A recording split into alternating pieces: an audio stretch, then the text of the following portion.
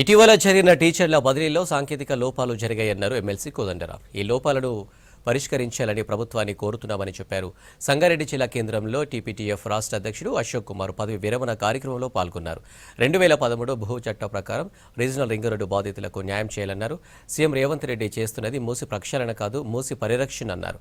మల్లన్న సాగర్ భూ నిర్వాసితులకు ఇప్పటికీ న్యాయం జరగలేదన్నారు ఎమ్మెల్సీ కోదండరాం. అందరం కలిసి ఉధృతంగా ప్రచారం చేద్దాం. 4 రోజుల పాటు మనం ఈ సమస్యను తీవ్రంగా తీసుకొని మనం గట్టిగా ఊరూరు తిరిగి విద్యారంగం ఎదుర్కొంటున్న సమస్యలను అర్థం చేసుకొని పరిష్కారాలను ప్రజల ముందు పెట్టి మద్దతును డిమాండ్ చేస్తే తప్పనిసరిగా ఇటు ప్రభుత్వం కదులుతుంది, అటు సమాజము కదులుతుంది. గత 10 ఏళ్ల కాలంలో విద్యా ప్రమాణాలు పూర్తిగా పడిపోయినాయి.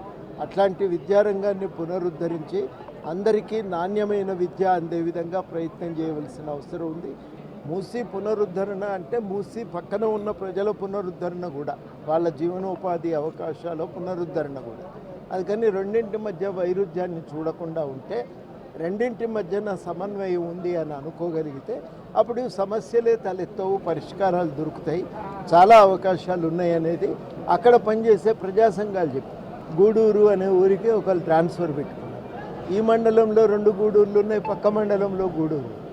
ఇప్పుడు ఇది ఏ మండలం అనేది సరిగ్గా అది నంబర్ తప్పు కొట్టేసరికి ఏమైందంటే ఇక్కడ గూడూరుకు రావాల్సిన వ్యక్తి పక్క మండలంలో గూడూరుకు వెళ్ళిపోయింది. అట్లా జరిగింది. అట్లాంటి పొరపాట్లు కొన్ని జరిగినాయి.